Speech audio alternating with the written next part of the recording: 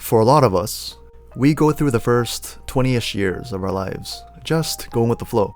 Growing up just being told what to do by our parents, teachers, and other authority figures. We leave class when the bell rings, go when the lights turn green, and punch out when it's the end of our shift. We learn to just follow instructions and do our best to succeed. A lot of times, after we graduate, we are left on our own. Some already have their entire lives planned out. Others aren't sure what to do, since they've become dependent on instructions. But things don't always go according to plan. The lost find their way, and the ones with the roadmaps might find that things aren't what they thought they'd be. In Goodbye World, we play as two friends, Connie the programmer, and Come-Aid, the graphics artist. I know it's pronounced Kumade. Just two girls trying to make a living by developing and selling indie games. In the first chapter, it is the year 2017. We start off playing a platformer called Blocks on what seems to be a Game Boy. It's pretty cool. Like the old Game Boy, if you press certain buttons during the startup screen, the color scheme changes. I made the mistake of thinking this is like Mario and ended up dying to the first enemy. After we complete the first level, we are introduced to Connie, a programmer. She and a group partner are discussing a college assignment with their instructor. The assignment can be entered into a contest, but Connie refuses to enter with their assignment. According to her, it is mediocre because her partner is unable or refuses to do pixel art. In walks Kumade, an art and design student. She overhears the commotion and asks if she can take the place of Connie's partner. Everyone in the room agrees. The previous partner doesn't have to work with Connie anymore, and Connie gets a partner who wants to do pixel art. And that's the beginning of their beautiful friendship. In Chapter 2, it's the year 2021. Connie and Kumade have been making games together for 4 years now, but none of them do well. And so, in reality, most of their time is spent working part-time jobs. We begin by playing the Blocks game again, when we are interrupted by Connie's boss. It's clear for us to see that Connie seems kinda socially awkward. That's what the boss calls her, a social misfit. He berates Connie for not doing her job. Connie starts to become overwhelmed, and her technique of handling stress is thinking of the cat. But that isn't enough to calm down Connie, as the cat is soon replaced by her irritated boss. He proceeds to tell her that maybe her games aren't selling well because they're made by a loser. Then Connie tells her boss to just fire her, and she leaves. So, not only are they struggling with money and their games not selling, but Connie is also unable to keep a job. In Chapter 3, we find out that Connie and Kumade's games are not selling well. With each game they release, Connie loses some confidence.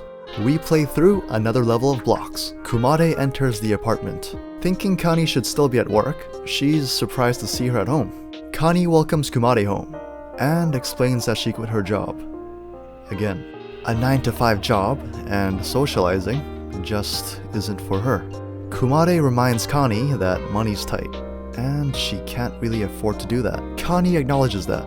She agrees to look for a new job soon. She also mentions having read Kumade's script for their new game. It's a classic hero saves the princess story. Connie explains that that story won't sell these days. In their game, they should have their protagonist die somewhere in the middle, have a plot twist or some meta-fictional ideas, so people who play it will talk about it. Kumade asks if Connie wants to just start all over again. It seems Connie has changed. Back then, she would prioritize just making a good game. But now, because their lives depend on it, it's all about how well it sells. In Chapter 4, back in the year 2017, shortly after Connie and Kumade met, they were having lunch at a diner. We play through another level of Blocks. Kumade asks Connie why she makes games. Connie says that it is so she can find a job in the game industry. Kumade then counters that reason. She says, if you're looking for a job, shouldn't you prioritize making games that are following the current trends? Connie, unable to answer the question, asks why Kumade draws. Kumade says she feels truly alive when she's able to make others feel something. It just so happens her art is able to do that. Over time, the two of them get to know each other better. and the closer they got, the better their games became. In Chapter 5, we're back where we left off. Kumade thought if she overcame these tough times together with Connie, it would add to their personal growth. That's why she's been supporting Connie all this time. But she was wrong. For a while now, she hasn't seen Connie enjoy making games anymore. We play through another level of blocks.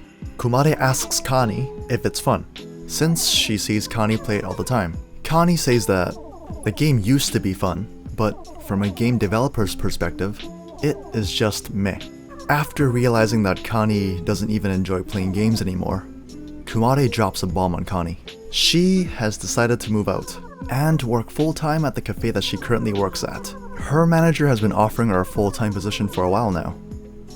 After seeing how Connie has changed, she has finally agreed to accept the offer. Connie asks Kumade if she's okay with not making games anymore. This is when Kumade asks if Connie still remembers the promise that they made 4 years ago. It seems like Connie has forgotten. Kumade explains that at her cafe job, she gets to illustrate the menus and other things. The customers that walk by all comment on how good the drawings are. They seem genuinely pleased with Kumade's art. So even though she isn't making games with Connie, she is creatively fulfilled.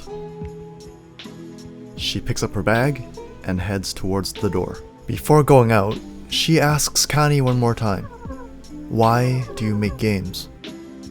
Connie is still unable to answer that question, so Kumade thanks her for everything and leaves. An emotional Connie slams the Game Boy against her desk. We hear a cat. In Chapter 6, Connie wonders when she got so overconfident and selfish. She used to be a misfit and bad at socializing. Isn't she still like that? It seems like she doesn't know how to handle Kumade leaving. We play a level of blocks. Connie gets another panic attack. We go back to September 2017. Connie is extremely anxious, so Kumade asks her, "What makes you feel safe and happy?" Connie reluctantly answers, "Cats." Kumade is amused by the answer and tells Connie that whenever she herself feels nervous or anxious, she thinks about the things that she likes. So that's where Connie learned the technique that she used in the second chapter. The announcer reveals that Connie in Kumade's game has won first prize at the intercollegiate game contest. Kumade reminds Connie to think about cats. Connie is genuinely surprised. She was simply making something that she wanted to make. Chapter 7. It's July 2021. After Kumade left, Connie continued making games by herself. She tried not to follow the trends or hype, and she finally managed to finish making one game. We play through another level of blocks. Connie is at an interview at a publisher's office. The publisher says that the game is playable, but won't sell, so he won't be publishing this game. Connie can be seen uncomfortably shifting around in her chair. Her sales pitch is that this is a retro game that can both be played on old consoles and new consoles. Yeah, we all saw how that went with Cyberpunk. The publisher isn't impressed. He says that sounds more like a negative to him. If the customer wants to play a retro game, wouldn't they play one of the classics instead of a fake retro game made by an unknown creator? Connie tells the publisher she just wanted to make what she wanted to make.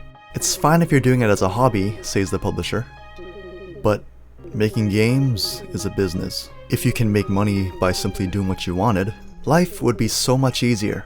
He admits that he only wanted to do this interview because the pixel art was very well done. Now that Kumade's gone, there's no value in Connie's games that he can see. It's almost like this game is autobiographical. What initially caught my eye was also the pixel art style. I found it charming. Then when I played it, I found out it's essentially a visual novel with platforming sections. Connie mentions that they split because of artistic differences. The publisher asks, "Are you sure it's not because you make games that don't sell?" Connie relents.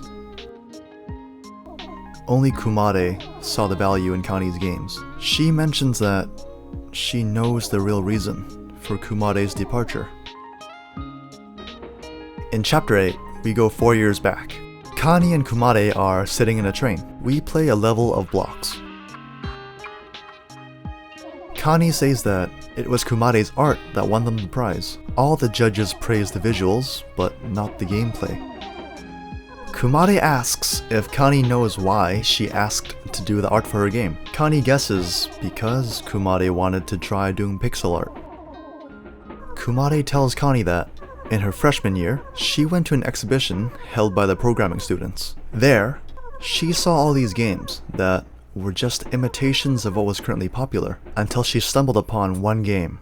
No one else was trying it, and it was apparent that most likely no one was going to. When she played it, that was the only game to make her feel nostalgic.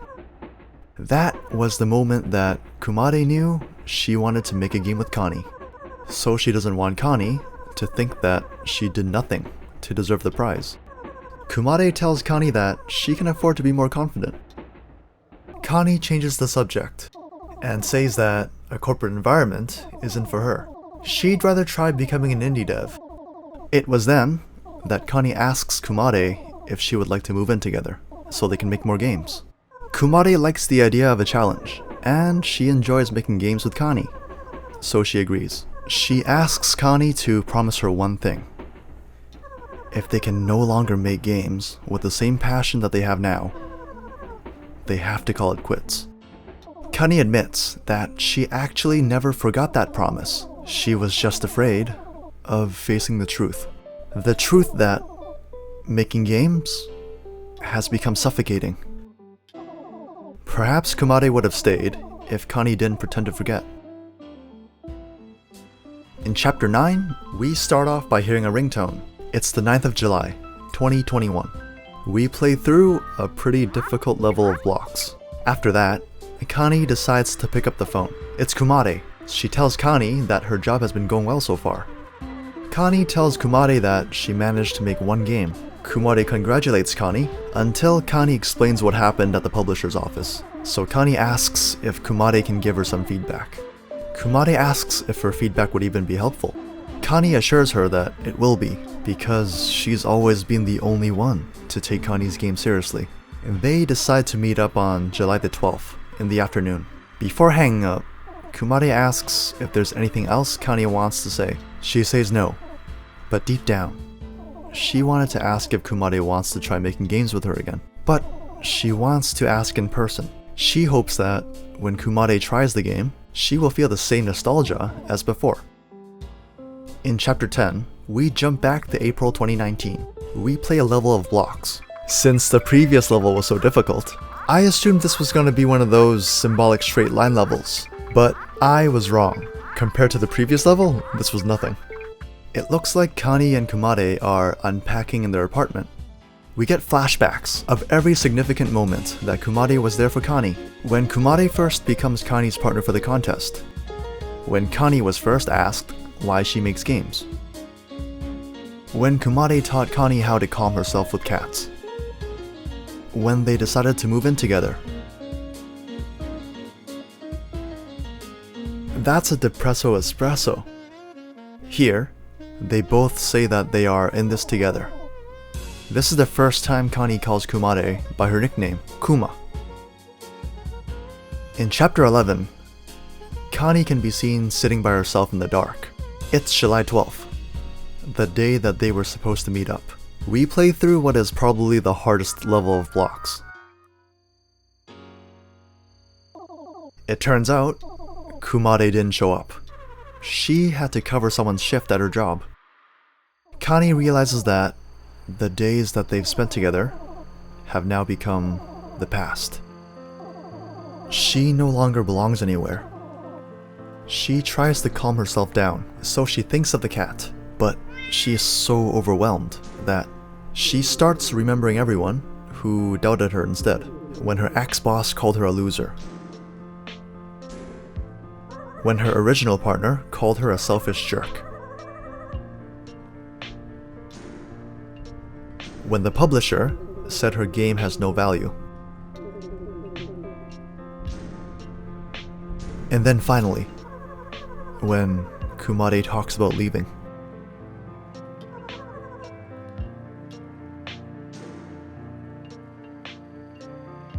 We are left with an empty room, the Game Boy on the desk, and an open window to the balcony. In Chapter 12, the next day, Kumade arrives. Unable to hear Connie anywhere, she looks around. This is where we get control of Kumade. We can walk around and examine the room for the first time. If we examine Connie's desk, Kumade will comment that there seems to be a crack that's on the Game Boy now. We examine the window. Kumade can be seen looking over the balcony. The screen goes black. We see Kumade sitting where Connie used to sit. She plays the last level of blocks. This is where I realize that we've been playing as Kumade, playing every level of Connie's game this whole time. That's why there's a crack on the corner of the screen. In the last level, it is just a straight line with speech bubbles. This was the symbolic straight line level I thought we were gonna get in Chapter 10. The speech bubbles are basically an unsent letter, written by Connie for Kumade. She admits that she did lose who she used to be. After Kumade left, Connie decided to make the blocks game that we and Kumade have been playing this whole time. She had fun making this. Connie is finally able to answer Kumade's question. She makes games simply because it's fun to. But it was even more fun when she was making them with Kumade. Connie asks if Kumade would make one last game with her. If they can, try again.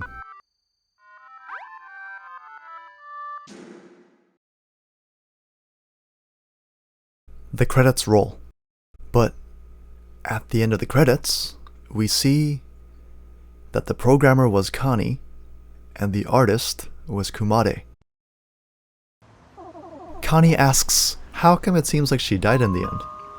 Kumade explains to her that that was what she wanted, something with a plot twist, metafictional ideas, and the protagonist dies unexpectedly. And that's the end of the game. And we have been debated. I like the story.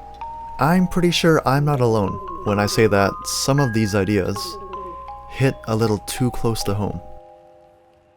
Everyone has their own dream that they are chasing, but when we're not working towards our own dreams, chances are we are working for someone else's dream. For example, Connie had to choose between making games that she wanted or games that would sell. That's her having to choose working towards her own dream or not.